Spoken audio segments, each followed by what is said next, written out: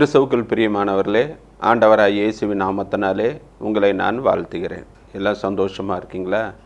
இது மனமகிழ்ச்சியின் ஒரு மாதம். ஆண்டவர் பிறந்த நாளை நாம் அனுசரிக்கிறோம். ஒவ்வொரு நாளும் கிறிஸ்மஸ் செய்தியை இந்த டிவி சேனல் மூலமாக நாம் பார்த்து பயனடைகிறோம். கர்த்தர் நம்மை ஆசீர்வதிக்கிறார். சரி, இந்த நாளிலும் வேதத்திலிருந்து ஒரு வசனத்தை வாசித்து தியானித்து கடந்து செல்வோம். அதற்கு முன்பாக தலையை தாழ்த்தி ஜெபிப்போம். அன்புள்ள ஆண்டவரே, அருமையான அந்த வேலைக்காக நன்றி அப்பா. உம்முடைய வார்த்தைகளை கேட்பதற்காக உம்முடைய சமூகத்தில் அமர்ந்திருக்கிற எங்கள் ஒவ்வொருவரோடும் நீங்கள் பேசுங்க. எங்களுக்காக பரலோகத்தை துறந்து இந்த மனுக்குலம் ரட்சிக்கப்படும்படியாக மாட்டுக்கொட்டிலில் அவதரித்து ஏழ்மையை தருவித்து தாழ்மை, ஆண்டவரே அர்ப்பணிப்பு, தியாகம், இவற்றிலே எங்களுக்கு ஒரு முன்மாதிரியான வாழ்க்கை வாழ்வதற்காக அவதரித்த எங்கள் அன்புள்ள ஆண்டவரே, இந்த நாளை ஆசீர்வதிங்கப்பா. நீங்கள் எங்களோடு கூட பேசுங்க ஆண்டவரே, பேசுங்க ஆண்டவரே. உம்முடைய வார்த்தைகளை கேட்டு உட்கொண்டு அது எங்களை பலப்படுத்தும், எங்களை வழி நடத்தட்டும். இயேசுவின் நாமத்தில் ஜெபிக்கிறோம் நல்ல பிதாவே, ஆமென். இந்த நாளிலும் வேதத்திலிருந்து ஒரு வசனத்தை வாசித்து நாம் கடந்து செல்வோம். யோவான் எழுதின சுவிசேஷம் 4ஆம் அதிகாரம் 34ஆம் வசனம். யோவான் எழுதின சுவிசேஷம் 4ஆம் அதிகாரம் 34ஆம் வசனம். இயேசு அவர்களை நோக்கி, நான் என்னை அனுப்பினவருடைய சித்தப்படி செய்து அவருடைய கிரியைகளை முடிப்பதே என்னுடைய போஜனமாயிருக்கிறது. இந்த வார்த்தை இயேசுவின் வாயிலிருந்து வந்த ஒரு அருமையான வார்த்தை. இதை நாம் தியானிக்க போகிறோம். இந்த சிச்சுவேஷன், இதனுடைய சூழ்நிலை என்ன என்று பார்க்கும் பொழுது, ஆண்டவர் ஊழியத்தின் நிமித்தம் ஒரு கிணற்றண்டை வருகிறார். களைப்பாக இருக்கிறது. அந்த கிணற்றண்டை உட்கார்ந்திருக்கும் பொழுது சீஷர்கள்லாம் போஜனம் வாங்குவதற்காக டவுனுக்கு அவங்க உள்ளே போயிருக்காங்க. அப்போ இயேசு மட்டும் அந்த கிணத்தண்டை உட்கார்ந்துக்கிட்டு இருக்கும்போது ஒரு ஸ்திரீ ஒருவர் வருகிறார், அந்த கிணத்துல தண்ணி மோக்க. அப்பொழுது ஆண்டவர் அந்த பிள்ளையோடு கூட பேசுகிறார், தாகத்துக்கு தண்ணீர் தா என்று. அப்போ 2 பேருடைய உரையாடலாம் நம்மளுக்கு எல்லாம் தெரிந்தது. அதெல்லாம் நான் விளக்கி சொல்ல தேவையில்லை. அதில் அந்த ஸ்திரீ என்ன கொண்டால், என்னுடைய வாழ்க்கை நடந்த காரியங்கள் எல்லாவற்றையும் ஒருவர் எனக்கு சொன்னார் என்று அந்த பட்டணத்தில் சொல்லி அநேக சமாரியர்களை அவள் ஆத்துமாதாயம் செய்கிறார். நெக்ஸ்ட் டைம் அவர் அந்த சமாரிய பட்டணத்துக்கு போகும்போது நிறைய பேர் வராங்க.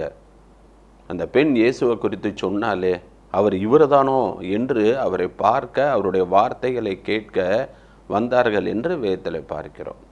சரி, அப்படி அந்த ஸ்திரீயோடு கூட பேசி அவள் வாழ்க்கையில் ஒரு மாற்றத்தை கட்டளையிட்டு அவள் மனம் திரும்புவதற்குரிய கிரியைகளையும் அவர் செய்து இப்பொழுது அவள் பட்டணத்திற்கு சென்று இருக்கிறார், மற்றவர்களையெல்லாம் அழைத்து வர. இந்த டயத்தில் தான் சீஷர்கள் என்ன செய்கிறாங்க, சாப்பாடு கொண்டுட்டு வராங்க. ரவி வாரம் போஜனம் பண்ணுவோம் அப்படின்னும் போது, இல்லைப்பா நான் சாப்பிட்டுட்டேன்னு. சாப்பிட்டுட்டீரா? இப்போ தானே நாங்கள் போஜனம் வாங்க டவுனுக்கு போயிட்டு இப்போ தானே வரோம், உமக்கு யார் சாப்பாடு கொடுத்துருப்பா, இவர் எப்படி சாப்பிட்டாரு அப்படின்னு மனசுக்குள்ள ஒரு எண்ணம் வந்தது. சரி, இயேசுவிடமே கேட்டு விடுமேன்னு இயேசுகிட்ட கேட்கும் பொழுது தான் அவர் சொல்கிறாரு, இல்லைப்பா, பிதாவின் சித்தப்படி செய்து அவருடைய கிரியைகளை முடிப்பது தான் என்னுடைய போஜனம். இந்த வார்த்தையை இயேசு சீஷர்கிட்ட சொன்ன உடனே ஆண்டவருக்கு பசியே இல்லை, ஆண்டவர் போஜனமே சாப்பிடல, அப்படி ஒரு அர்த்தத்தை நாம் என்ன செய்யக்கூடாது, எடுக்கக்கூடாது. இந்த வசனத்தினுடைய நோக்கம் என்ன? உலகப்பிரமாண பசியை காட்டிலும், எனக்கு போஜனத்தை காட்டிலும் எது எனக்கு முக்கியம்னா, பிதாவின் சித்தப்படி செய்யணும், அவருடைய கிரியைகளை நான் இதுதான் அவருடைய போஜனம். உலகப்பிரமாண காரியத்தை காட்டிலும் ஆவிக்குரிய வாழ்க்கையில் இயேசு முக்கியத்துவம் கொடுப்பதை நாம் பார்க்கிறோம். கிறிஸ்துவுக்குள் பிரியமானவரே, இதிலிருந்து நாம் என்ன கற்றுக்கொள்ள போகிறோம்? இந்த கிறிஸ்மஸ் நன்னாளிலே நாம் என்ன, ஆண்டவர் நம்மோடு கூட பேச போகிறார்? இந்த வருஷத்தின் கடைசியிலே வந்திருக்கிற நமக்கு ஆண்டவர் என்ன ஆலோசனை கொடுக்க போகிறார்? புதிய வருஷத்திலே நாம் என்ன செய்ய வேண்டும்? அதைத்தான் இந்த நாளிலே தியானிக்க போகிறோம். இங்கு நாம் பார்க்கிறோம், ஒரு 2 காரியத்தை தேவன் இங்கு இயேசு இங்கு முன்வைப்பதை பார்க்கிறோம். ஒன்று, நான் எப்படி பிதாவின் சித்தத்துக்கு முக்கியத்துவம் கொடுக்குறனோ, நான் எப்படி பிதாவின் கிரியைகளை செய்து முடிக்கிறேனோ அதுபோல தான் நீங்களும் நானும் இதை செய்ய வேண்டும் என்பதை இங்கு உணர்த்துகிறார். நீங்கள் இயேசுடைய வாழ்க்கையெல்லாம் நீங்கள் அப்படியே பார்த்தீங்கன்னா, இயேசு 33 வருஷம் இந்த உலகத்திலே வாழ்ந்தார் என்று நாம் பார்க்கிறோம். 30 வருஷம் குடும்பத்தில் இருந்த குடும்ப காரியங்கள், குடும்பத்துக்கு செய்ய வேண்டிய காரியங்கள். ஏன்னா 12 வயசில் தகப்பன் மரித்து மூத்த மகனாக இருந்து தம்பி தங்கச்சி அம்மாவெல்லாம் தச்சு வேலை செய்து குடும்பத்தை காப்பாற்றினார் என்று பார்க்கிறோம். அந்த 30 வயசு வந்த உடனே இனி நான் பிதாவின் சித்தப்படி செய்யணும். உலகப்புறமான காரியம் வாழ்ந்தது போதும், நான் எதுக்கு இந்த பூமிக்கு வந்தேன், எதற்காக வந்தேன், அதோடைய நோக்கம் என்ன, பிதாவின் சித்தம் செய்யணும். உடனே தான் என்ன செய்கிறாரு, நேராகவே 40 நாள் உபவாசம் இருந்து யோர்தானிலே ஞானஸ்நானம் பெற்று தன்னுடைய ஊழியத்தை ஆரம்பிக்கிறார். பிதாவின் சித்தப்படி செய்கிறார். இந்த 40 நாட்களும் பிதாவோடு உறவாடி கொண்டு இருக்கிறார். இந்த 3 வருஷம் நான் எங்கெங்கே போகணும், என்னென்ன ஊழியம் செய்யணும், என்னென்ன அற்புதம் செய்யணும், வேதபாரர்கள் பரிசேயர் கேட்குற கேள்விக்கு என்ன பதில் சொன்னோம், இந்த பிசாசை எப்படி மேற்கொள்ளணும், அவனை எப்படி முறியடிக்கணும், அவன் தலை எப்படி நசுக்கணும், எல்லாவற்றையும் பிதாவோடு எல்லாம் உறவாடி ஆலோசனை பெற்றுக்கொண்டு இந்த 3 வருஷம் ஊழியத்தை அவர் செய்ய ஆரம்பிக்கிறார். அப்பொழுதுதான் அவர் தெளிவாக சீஷர்களை பார்த்து என்ன சொல்லுகிறார், யோவான் எழுதின சுவிசேஷம் 5ஆம் அதிகாரம் 30ஆம் வசனத்தில் என்ன வாசிக்கிறோம், நான் சுயமாய் ஒன்றும் செய்கிறது. இந்த 3 வருஷம் அவர் சுயமாக ஒன்றும் செய்யலை. இந்த அவங்க கேட்டாங்க, இவங்க கேட்டாங்க, இவங்க கூப்பிட்டாங்க, அவங்க கூப்பிட்டாங்க, எனக்கு என்ன தெரியுதோ, எனக்கு என்ன செய்யணும்னு தெரியுதோ அப்படின்னு அவர் செய்யவே இல்லை. அந்த சுயத்தை எல்லாத்தையும் எடுத்து போட்டுட்டார். பவுல் சொன்னது போல அந்த சிலுவையை எப்படி அவன் எடுத்து சிலுவையில் அறைந்தானோ அதுபோல் இயேசுவும் அந்த சுயத்தெல்லாம் அப்படியே எடுத்து போட்டுட்டார். இனி எனக்கு என் பிதா தான், பிதா என்ன சொல்கிறாரோ அதைத்தான் செய்வேன். இயேசுடைய ஊழியத்திலும் சரி, இயேசுடைய பிறப்பிலும் சரி, அவர் உலகத்துள்ள காரியங்களுக்கு முக்கியத்துவம் கொடுப்பதை காட்டிலும் பிதாக்கு தான் முக்கியத்துவம் கொடுக்கிறார். அவர் 12 வயசில் இருக்கும் பொழுதே எருசலேம் தேவாலயத்தில் பஸ்கா பண்டிகைக்கு குடும்பத்தோடு சொந்த பந்தங்களோடு இயேசு வந்தார். பண்டிகை முடிந்தது. பெற்றோர்கள் உற்றோர்கள் எல்லாரும் பிரயாணப்பட்டு போய்விட்டார்கள். இயேசுவோ எருசலேமிலே இருந்து விட்டார். இவங்க ஒரு நாள் பிரயாணம் தூரம் போன பிறகு தான் இயேசுவை தேடுறாங்க. அவர் காணோம். இயேசுவை எல்லா இடமும் தேடி அங்கே எங்கேயுமே அவரை காணோம். உடனடியாக அவர்கள் திரும்பி மறுபடியும் எருசலேமுக்கே வருவதை நாம் பார்க்கிறோம். கிறிஸ்துவுக்குள் பிரியமானவர்களே, இங்கே என்ன காரியம் நடக்குது அப்படின்னு பார்த்தீங்கன்னா, எருசலேமுக்கு வந்த எருசலேமில் போதகர்கள் மத்தியில் இயேசு உட்கார்ந்து அவர் என்ன செய்து கொண்டிருக்கிறார், அவங்க பேசுவதை கேட்கவும் வினவும் இருப்பதை பார்க்கிறோம். உடனே அவருடைய தாயார் பெற்றோர்கள்லாம் கேட்குறாங்க, இயேசு எனக்கு ஏன் இப்படி செய்கிற, உடனே நாங்கள் எங்கெங்கெல்லாம் தேடணும் அப்படின்னு. அப்போ தான் இயேசு வாயிலிருந்து வந்த வார்த்தை என்னென்னா, என்னை ஏன் தேடினீர்கள், பிதாவுக்கு அடுத்த காரியத்தை நான் செய்யணும்ல அப்படின்னு. அது எல்லாவற்றையும் மரியாள் தன் இருதயத்தில் வைத்து கொண்டாள் என்று பார்க்கிறோம்.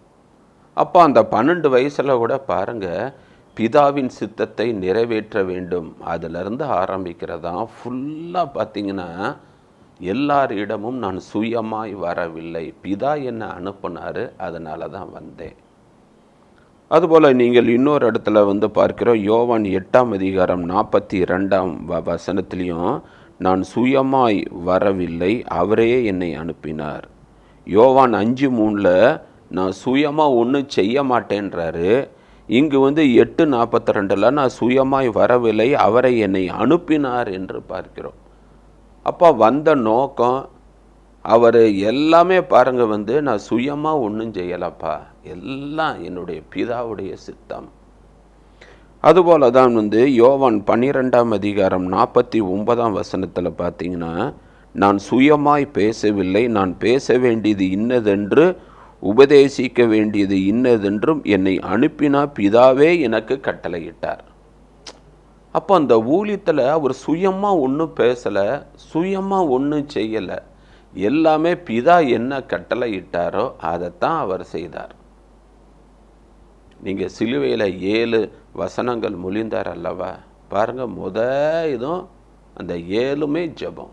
7மே பார்த்தீங்கன்னா பிதாட்ட தான் முதல்ல ஆரம்பிக்கிறார். பிதாவே இவர்களை மன்னியும், தாங்கள் செய்கிறது இன்னதென்று அறியாதிருக்கிறார்கள்.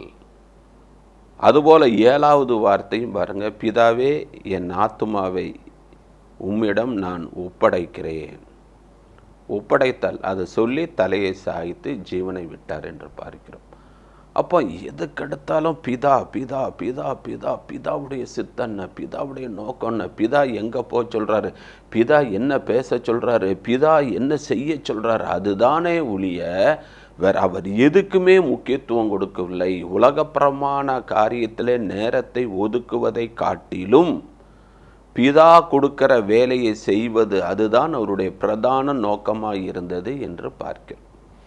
கிறிஸ்துவுக்குள் பிரியமானவர்களே, இந்த நாளிலும் நாம் பார்க்கிறோம் யோவான் 4ஆம் அதிகாரம் 6ஆம் வசனத்தில் என்ன வாசிக்கிறோம், இந்த வார்த்தையை சொல்லும் பொழுது இயேசு களைப்பாய் இருக்கிறார். பிரயாணத்தில் ஊழியத்தில் அவ்வளோடமா அலைஞ்சு இளைஞ்சு சுவிசேஷம் சொல்லி அற்புதங்கள் அடையாளங்கள்லாம் நடப்பித்து மதிய நேரத்தில் ஓய்வெடுக்க கிணத்தன்றை உட்கார்ந்துருக்கிறார். அவருக்கு களைப்பு இருக்குது, அவருக்கு சோர்வு இருக்குது, அவருக்கு பசி எடுக்கிறது. உடனடியாக தான் போஜனம் வாங்க சீஷர்கள் போயிருக்காங்க. இப்போ பசி டயத்தில் இருக்கிறாரு. அந்த நேரம் தான் அந்த சமாரிய ஸ்திரீ வருவதை பார்க்கிறோம். அப்போ எனக்கு இந்த போஜனத்தை காட்டிலும் இந்த ஆத்துமா விலையேறப்பட்டது, இந்த ஆத்துமா ஆதாயம் செய்ய வேண்டும், அந்த ஸ்திரீயை கிறிஸ்துவுக்குள் வழி நடத்த வேண்டும், அவள் பொல்லாத வழிகளை விட்டு மனம் திரும்ப வேண்டும். இந்த சமாரிய ஸ்திரீயை கொண்டுதான் அநேக சமாரியர்களை நான் வழி நடத்த வேண்டும். இதுதானே என்னுடைய பிதாவுடைய சித்தம். நாங்கள் வந்துறதுக்கு ஒரு முகாந்திரம் உண்டு, இந்த கிணற்றன்றையில் உட்கார்ந்துவதற்கு ஒரு காரணம் உண்டு. அப்போ ஆண்டவருடைய பிள்ளைகளாகிய நீங்களும் நானும் ஒரு காரியத்தை தெளிவாக அறிந்து கொள்ள வேண்டும். இந்த உலகத்திலே வாழ்கின்ற நாம் எல்லாம், அது ஆவிக்குரிய வாழ்க்கையாக இருந்தாலும், குடும்ப வாழ்க்கையாக இருந்தாலும், உலக பிரமாண வாழ்க்கையில் எதுவாக இருந்தாலும், அது பிஸ்னஸ்ஸு, தொழில், வியாபாரம், எதுவாக இருந்தாலும் சரி, நீங்களும் நானும் பிதாவின் சித்தப்படி செய்ய வேண்டும் என்பது தான் இங்கு ஆவியானவர் நம்மளுக்கு உணர்த்துகின்ற காரியம். சுயத்தில் செய்யக்கூடாது, மாம்சத்தில் ஓடக்கூடாது, அவங்க சொன்னாங்க இவங்க சொன்னாங்கன்னு மனிதரை பிரியப்படுத்தக்கூடாது. 24 மணி நேரமும் நம்ம பேசினாலும், நம்ம பார்த்தாலும், எங்கே போனாலும் இதில் பிதாவின் சித்தம் இருக்கிறதா? ஊழியம் செய்கிற நீங்கள் யாராக இருந்தாலும் சரி, பிதாவின் சித்தப்படி செய்கிறீர்களா? உங்களுக்கு அழைப்பு இருக்கா? ஆண்டவர் எந்த ஊழியத்தை கொடுத்திருக்கிறார், உங்களை என்ன செய்ய சொல்லி இருக்கிறார், அதைத்தான் செய்யணுமே ஒழிய அவங்க சொன்னாங்க இவங்க சொன்னாங்கன்னு நம்ம செயல்படக்கூடாது. நீங்கள் மத்தேயு எழுதின சுவிசேஷம் 7ஆம் அதிகாரம் 21ஆம் வசனத்தில் ஆண்டவர் என்ன சொல்கிறார், பிதாவின் சித்தப்படி செய்கிறவனே பரலோகத்தில் பிரவேசிப்பானே அல்லாமல் என்னை நோக்கி கர்த்தாவே கர்த்தாவே என்று கூப்பிட்டால் நான் அவனை அறியேன்னு சொல்லுவார். நீ எவ்விடத்தவரோ, நீ எனக்கு யாருன்னே. ஆனால் இன்றைக்கி நிறைய பேர் அதைத்தாங்க செய்கிறாங்க. நிறைய பேருக்கு தெரியும் தகப்பனுக்கு தான் சபை ஊழியம் இருக்கும், ஆனால் இன்றைக்கி என்ன செய்கிறாங்க, பிள்ளைகளையும் சபையில் போதகர் ஆக்குறாங்க, பாஸ்டா ஆக்குறாங்க. ஆண்டவர்கிட்ட கேட்கணும், ஆண்டவரே எனக்கு அந்த அழைப்பு, என் பிள்ளைகளுக்கு அந்த அழைப்பா? பிள்ளைகளும் கேட்கணும், ஆண்டவரே நான் அந்த சபையை நடத்தவா, எனக்கு இந்த போதக ஊழியம்மா என்னன்னு கேட்கணும்.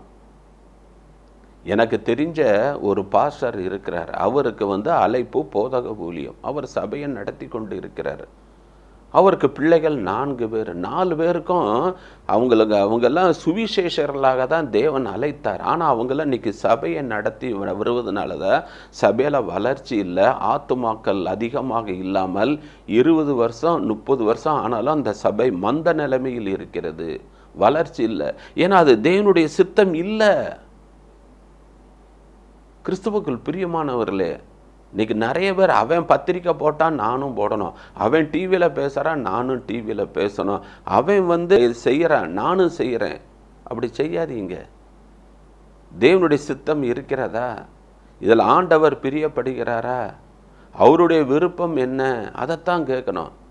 ஏன்னா சங்கீதம் 32:8 அதைத்தான் வாசிக்கிறோம். உன்மேல் என் கண்ணை வைத்து உனக்கு ஆலோசனை சொல்லுவேன், நீ நடக்க வேண்டிய வழியை உனக்கு நான் காட்டுவேன். ஆண்டவர் கைட் பண்ணுறது, ஆண்டவர் சொல்கிற வழியில் போகாதீங்க, சுயமாக யோசிக்காதீங்க.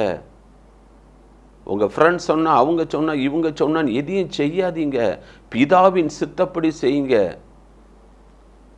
ஆண்டவர் அதை சொல்கிறாரு. சிலவங்க பாருங்கள், நிறைய பேர் அவர் தீர்க்க தரிசனம் நல்லா சொல்கிறாரு, அவர் ஜெபம் பண்ணால் அற்புதம் நடக்கு, அடையாளம் நடக்கு அப்படின்னு ஒரு கூட்ட ஜனங்கள் ஓடின உடனே அவங்க அதில் திருப்தி அடைந்து விடுகிறார்கள். கடைசியில் தான் ரிசல்ட் தெரியும், அவங்க பாஸ் ஆஃப் இல்லைன்னு. ஆண்டவர், உங்களை நான் அறியேன், நானா உன்னை இந்த ஊழியத்தை செய்ய சொன்னேன், நானா சபையை நடத்த சொன்னேன், நானா உன்னை பத்திரிக்கை போட சொன்னேன், இல்லையே என்கிட்ட கேட்டியா? அவங்களுடைய ஓட்டம் முடிவிலே பரிதாபமாக இருக்கும், அதில் பலன் இருக்காது. கிறிஸ்துவுக்குள் பிரியமானவர்களே, 5 விதமான ஊழியத்தை தேவன் கொடுத்திருக்கிறார். உங்களுடைய அழைப்புன்னா அதைத்தான், உங்கள் அழைப்பையும் உங்கள் தெரிந்து கொள்வதையும் உறுதிப்படுத்தி கொள்ளுங்கள். இப்படி செஞ்சீங்கன்னா நீங்கள் இடறி விழுவதில்லை என்று வேதம் நம்மளுக்கு கற்றுக் கொடுக்கிறது. பேதுரு நிருபத்தில் அதைத்தானே சொல்றாரு. முதல்ல அழைப்பு, உன்னை ஊழியத்துக்கு அழைச்சிருக்கிறாரா? சுவிசேஷம் அறிவிப்பது வேறு, ஊழியம் செய்வது வேறு. அழைக்கப்பட்டால் ஒழிய இந்த கனமான ஊழியத்துக்கு வரக்கூடாது என்று வேதம் நம்மளுக்கு சுட்டி காட்டுகிறது. சுவிசேஷம் அறிவிப்பது ஒவ்வொருத்தர் மீதும் விழுந்த கடமை. இயேசுடைய அற்புதம் நம்ம வாழ்க்கையில் செஞ்சது. இயேசு தான் உண்மையான தெய்வம், இயேசு தான் உலக ரட்சகர், இயேசு தான் பாவங்களை மன்னிப்பவர், இயேசு மூலமாக தான் பரலோகத்துக்கு போக முடியும், இயேசு தான் வாசல், இயேசு தான் நம்மளுடைய பாவங்களை எல்லாம் சிலுவையில் சுமந்தார், இயேசு தான் நம்முடைய சாபங்களை எல்லாம் சிலுவையில் ஏற்றுக்கொண்டார், அவருடைய தழும்புகளால் நாம் குணமாகிறோம், உன்னதத்துக்குரிய ஆசீர்வாதங்களை எல்லாம் இயேசு சிலுவையிலே சம்பாதித்து விட்டார். இதெல்லாம் சுவிசேஷம். இது எல்லாரும், ஒரு கிறிஸ்தவன், ஒரு விசுவாசி கண்டிப்பாக மற்றவங்களுக்கு சொல்லணும். பவுல் சொல்கிறார்ல, சுவிசேஷம் அறிவிப்பது என்னுடைய கடமை, அது ஒவ்வொருத்தருடைய கடமை, அதை நீங்கள் எல்லாம் செய்யணும். கூட படிக்கிற பிள்ளைங்க, கூட வேலை பார்க்குறவங்க, பக்கத்து விடு, ஏற்று விடு, சொந்த பந்தங்களுக்கு எல்லாத்துக்கும் சொல்ல வேண்டியது நம்மளுடைய கடமை, அது வேற. ஆனால் ஊழியம்னு வந்துட்டிங்கன்னா வேலையெல்லாம் எடுத்து விட்டு 24 மணி நேரம் நான் கர்த்தருக்கு மாத்திரம் நான் பணிவிடை செய்வேன் என்று சொல்கிறவர்கள் அழைப்பு இருக்கணும். அந்த அழைப்புல தெரிந்து கொள்ளுதல் இருக்க வேண்டும். ஆண்டவர் ஊழியத்துக்குன்னு அழைச்சிட்டாருன்னா இந்த ஊழியத்தில் என்ன ஊழியம், அது ஆண்டவர்கிட்ட கேட்கணும். தனியாக ஊழியம் செய்யணுமா, மிஷினரி ஸ்தாபனத்தில் சேர்ந்து செய்யணுமா, இல்லது நானே ஒரு ஊழியத்தை ஆரம்பித்து ஒரு ஆர்கனைசேஷன் ஆரம்பிக்க வேண்டுமா, பகுதி நேரமா முழு நேர ஊழியமா, ஆண்டவர்கிட்ட கேட்கணும். பிரயோஜனமானவைகளை உனக்கு போதித்து, அவர் நம்மளுக்கு பிரயோஜனமானவைகளை தான் போதிப்பார். அப்போ ஆண்டவர் நம்மளுக்கு வசனத்தின் மூலமாக பேசணும், சொப்பனங்கள் தரிசனங்கள் மூலமாக பேசணும். இது பிதாவின் சித்தமா அப்படின்னு ஆண்டவர்கிட்ட கேட்கணும்.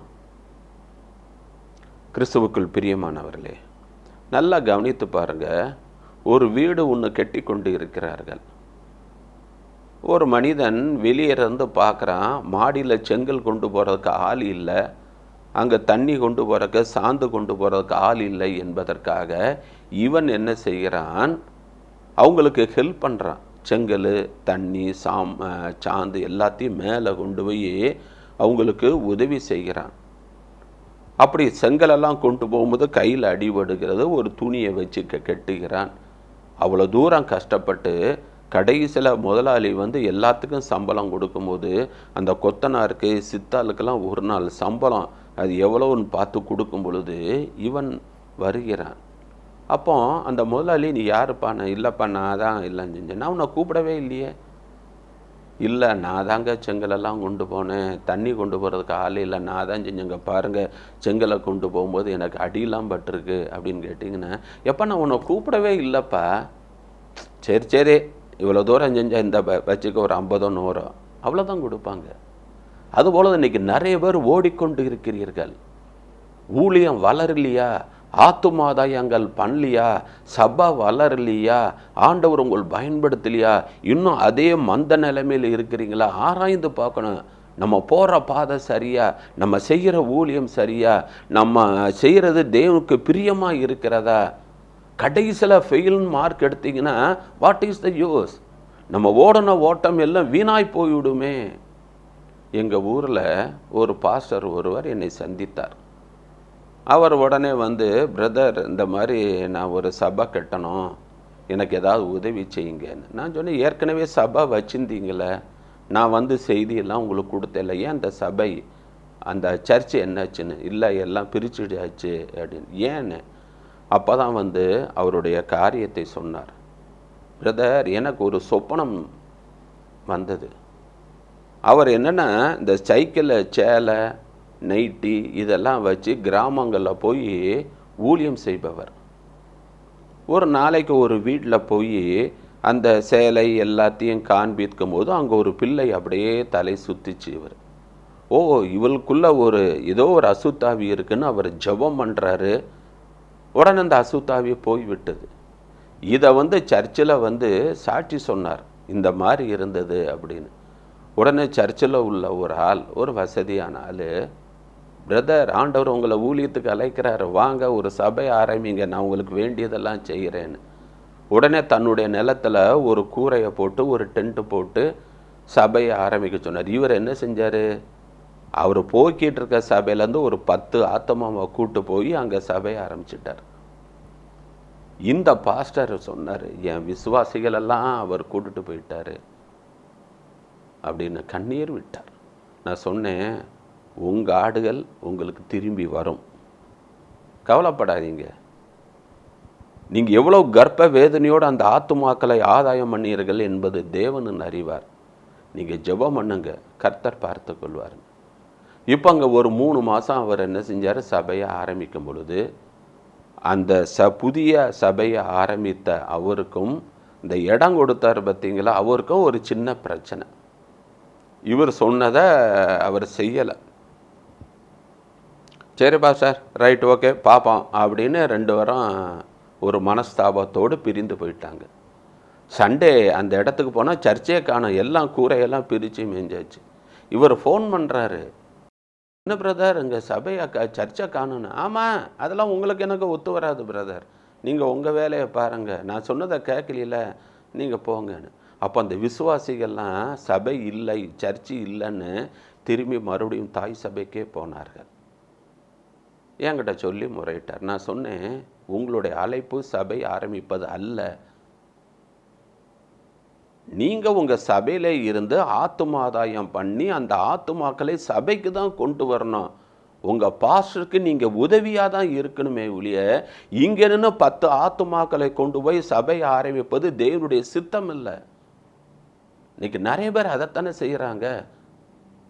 எந்த சபையில் உள்ளாங்களோ அவங்களேருந்து பறக்க கொண்டு போய் சபை ஏன் எத்தனையோ தேவனை அறியாத புறஜாதியார்கள் எவ்வளவோ பேர் இருக்காங்கல்ல, ஏன் அவங்களுக்கு சத்தியத்தை சொல்லி அவங்கள ஆண்டருக்குள்ளே நீங்கள் வழி நடத்தலாம்ல? கிறிஸ்துவுக்குள் பிரியமானவர்களே, இன்னைக்கு ஆண்டவர் உங்களோடு கூட பேசிக்கொண்டு இருக்கிறார். ஆண்டவர் உங்களுக்கு உணர்த்துகிறார். உங்கள் சபை வளரலையா, புதிய ஆத்துமாக்கள் வரலையா, 30 வருஷம் ஆனாலும் அதே 5 ஃபேமிலி 6 ஃபேமிலி இருக்கா, ஆண்டவர்கிட்ட கேளுங்க, ஏன் என் சபை வளரல, நான் போகிற பாதை சரியா, உமக்கு சித்தமா, இது உமக்கு பிரியமா, கேளுங்க. இல்லாவிட்டால் அதை நீங்கள் சரிப்படுத்தி கொள்ளுங்கள். இயேசு எப்படி பிதாவின் சித்தப்படி செய்தாரோ அதுபோல தான் நீங்களும் நானும் கர்த்தருடைய சித்தப்படி செய்யணுங்க. அதுதான் நாம் அழைக்கப்பட்டு இருக்கிறோம். நீங்கள் பவுலுடைய வாழ்க்கையெல்லாம் நீங்கள் பார்த்தீங்கன்னா, அவர் கலாத்தியர் 2ஆம் அதிகாரம் 20ஆம் வசனத்தில் என்ன சொல்லுகிறார்? இனி நான் அல்ல, கிறிஸ்துவே. பார்த்தீங்களா? இனி நான் இல்லை. ஏன்னா இந்த சுயத்தை என்ன செஞ்சிட்டார்? சிலுவையில் அரைஞ்சிட்டாரு. பழைய மனுஷனை சிலுவையில் அரைஞ்சிட்டாரு. இந்த உலகத்தை சிலுவையில் அரைஞ்சிட்டாரு. இனி நான் ஒன்று சுயமாக ஓடவா வரவோ ஒன்றும் செய்ய முடியாது. எல்லாம் இயேசுடைய கண்ட்ரோலில் இருக்குது. கிறிஸ்து தான். இந்த பொம்மலாட்டத்தில் பார்த்தீங்கன்னா, இந்த பொம்மையில் கை கால் எல்லாத்தையும் பார்த்தீங்கன்னா ஒரு கம்பி போய் எங்கள் மேலே ஒருத்தர் இந்த கையை பிடிப்படி ஆட்டுவார். இந்த விரல் ஆட்டினா இந்த கை அங்கே கீழே ஆடும், இந்த விரல் ஆட்டினா இந்த இது. அது போல தான் நான் சுயமாக ஒன்றும் செய்ய முடியாது, எல்லாம் மேலே அவர் தான். அவர் என்ன செய்ய சொல்கிறாரு, எங்கே போக சொல்கிறாரு? ஆண்டவர் சொல்கிறார், பவுலே நீ போ, கப்பர் சேதம் ஒன்றும் ஆகாது, உயிர் சேதம் ஒன்றும் ஆகாது, தைரியமாக போ, நாளைக்கு நீ ராயனுக்கு முன்பாக நின்று பேசணும். அவர் சொல்கிறதா அவர் செய்கிறாரு. நீங்களும் நானும் செய்கிறோமா? நம்ம அன்றைக்கி நிறைய பேர் ஆண்டவருக்கு ஆலோசனை கொடுக்குறாங்க. அதான் ஆண்டவரே நான் போகிறேன், இதை செய்யும், ஆண்டவரே இது, அதெல்லாம் செய்கிறது கிடையாது. ஆண்டவரே இந்த இடத்துல ஒரு பிளாட்டு வாங்கிட்டேன், குறைஞ்ச விலையாக இருக்குது, நீர் வந்து முடிச்சு கொடும். அவர் வந்து முடிச்சு கொடுப்பார். பரவுதான் அங்கே வில்லாங்க இருக்கும். ஆண்டவர் என்கிட்ட கேட்ட, நீ இந்த பிளாட்டு வாங்கின, என்கிட்ட கேட்டியா? இந்த இடத்துல ஒரு பிளாட் இருக்க, வாங்கவா வேண்டாமா, உங்களுடைய சித்தம் என்ன கேட்டியா? இல்லையே. நீங்களா போகிறீங்க, பொண்ணை பார்க்குறீங்க, மாப்பிள்ளையை பார்க்குறீங்க, நம்மளுக்கு ஏற்ற வரதட்சணை தர்றாங்க, நல்ல இடமா இருக்குது, பையன் நல்ல வேலை பார்க்குறான், ரைட்டு ஓகே முடிச்சுட்டு, ஆண்டவரே நாங்கள் பூ வைக்க போகிறோம், கூட வாங்க. அவர் கூட வராரு, அவ்வளோதான். பிறகு கல்யாணத்துக்கு பிறகு பிரச்சனை வரும்போது ஆண்டவரே என்னும்போது ஆண்டவர் எப்படி ஹெல்ப் பண்ணுவார்? நீ என்கிட்ட கேட்டா நீ முடிச்ச, என்னுடைய சித்தம் என்னன்னு பார்த்தியா? இல்லையே. நீ பணத்தை தானே பார்த்த, ஐஸ்வர்யத்தை தானே பார்த்த, பதவியை தானே பார்த்த, கவர்மெண்ட் ஜாப் இருக்கான்னு தானே பார்த்த, நிறமாக இருக்கணும், அழகாக வேணும், அப்படி தானே பார்த்த. என்னுடைய சித்தம் இதில் எனக்கு பிரியமா, உனக்கு ஏற்ற பொண்ணா, உனக்கு ஏற்ற பையனா, நீ கேட்டியா? நீ சுயத்தில் ஓணும், மாம்சத்தில் ஓணும், எங்கள் மாமன் சொன்னால் மச்சான் சொன்னால் அப்படி தானே ஓடுனீங்க. இன்னைக்கு நிறைய பேர் பிரச்சனையில் தவிப்பது காரணம் அதுதான். தேவ சித்தப்படி செய்யாமல் மாம்சத்தில் ஓடுவது தான். இன்னைக்கு ஆவியானவர் இன்னைக்கு உங்களோடு கூட பேசிக்கொண்டு இருக்கிறார். ஒரு சொப்பனம் பார்த்தீங்கன்னா, இந்த சொப்பம் மனுஷியத்திலிருந்து வருதா, மாம்சத்திலிருந்து வருதா, பிசாசு கொடுக்குறானா, ஆண்டவர் கொடுக்குறானா அறியணும்.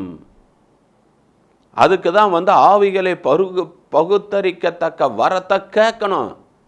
ஆண்டவர் உங்களை கைட் பண்ணுவார், ஆண்டவர் உங்களை வழி நடத்துவார். இது சரியா தவறா? இயேசு பிதாவின் சித்தப்படி செய்தார். நீங்களும் நானும் பிதாவின் சித்தப்படி செய்யணும். நம்முடைய கிரியைகள்லாம் பிதாவின் சித்தத்தை முடிப்பதுக்காக இருக்கணும். உலகப்பிரமான காரியம் போஜனம்லாம் ரெண்டாவது தான். ஃபர்ஸ்ட் காட், அடுத்தது குடும்பம், அடுத்ததான் ஊழியம். நிறைய பேர் குடும்பத்தை பார்க்காம ஊழியம் ஓடுறதுனால குடும்பத்தை அவங்க கோட்டை விட்டுறாங்க. இன்னைக்கு எத்தனை பாஸ்டர்ஸ் ஊழியக்காரங்களுடைய பிள்ளைகள் சரியில்லை, ஓடி போய் விட்டார்கள்னு சொல்கிறாங்க. காலையில் ஊழியத்துக்கு போயிட்டு நைட்டு வராங்க.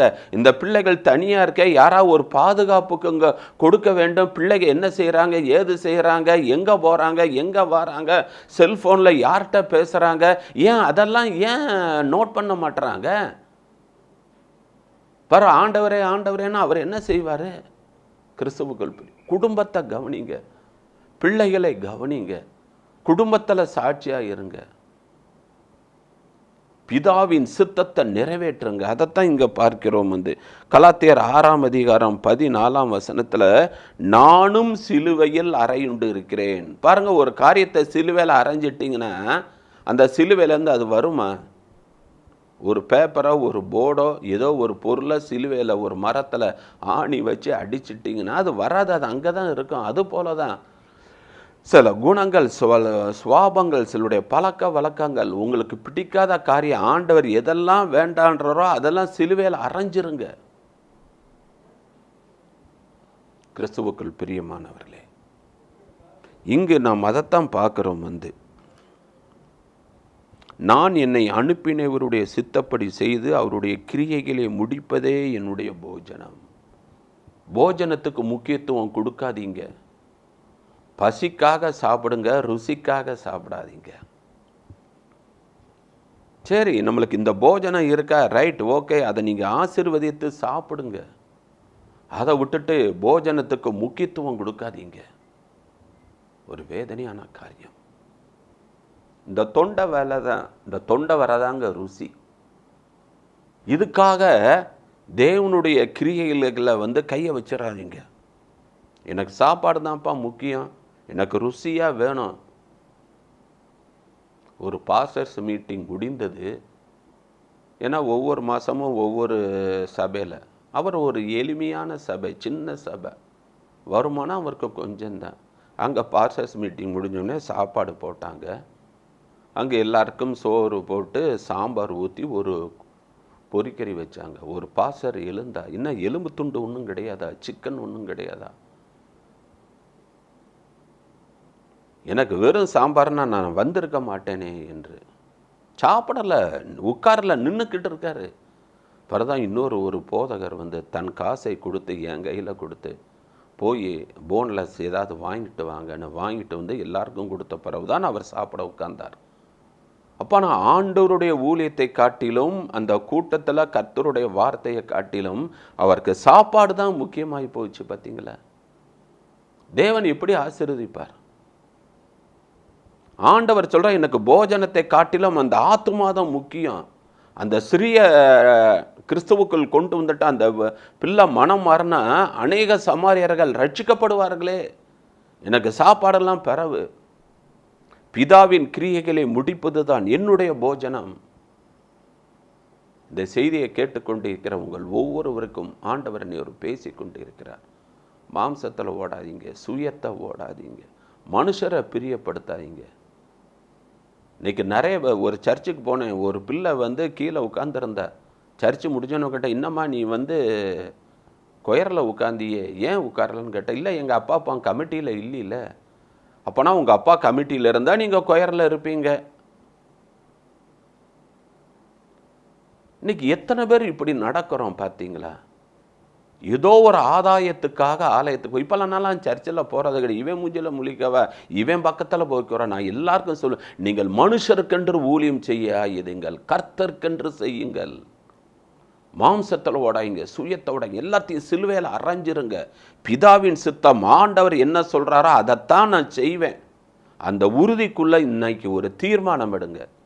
கர்த்தர் உங்களை ஆசீர்வதிப்பார். தலையை தாழ்த்தி ஜெபிப்போம். அன்புள்ள ஆண்டவரே, அருமையான அந்த வேலைக்காக நன்றி அப்பா. நீர் உம்முடைய ஊழியத்திலே பிதாவின் சித்தப்படி தான் செய்தீர். எல்லாம் பிதா பிதா பிதா பிதா பிதா தான்.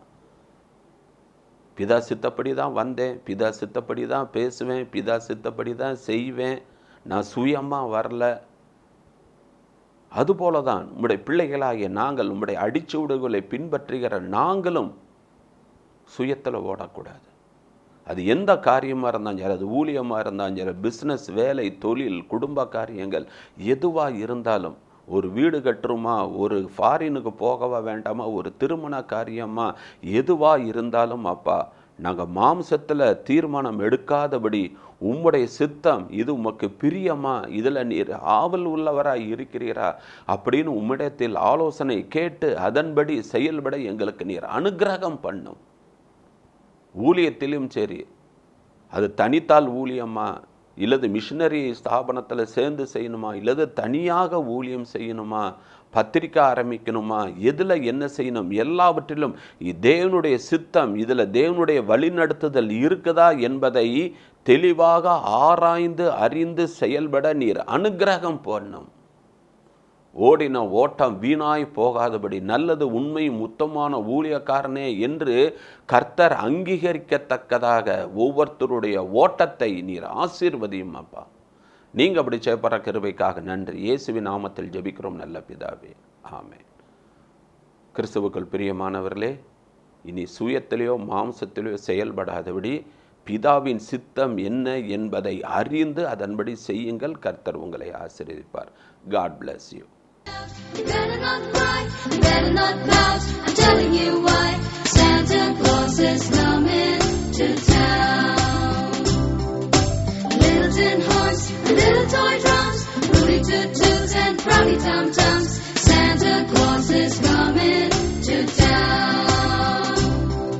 And Goaty Head goes, Goggle and Goo, elephants, boats and kitty cars too. Santa Claus is coming.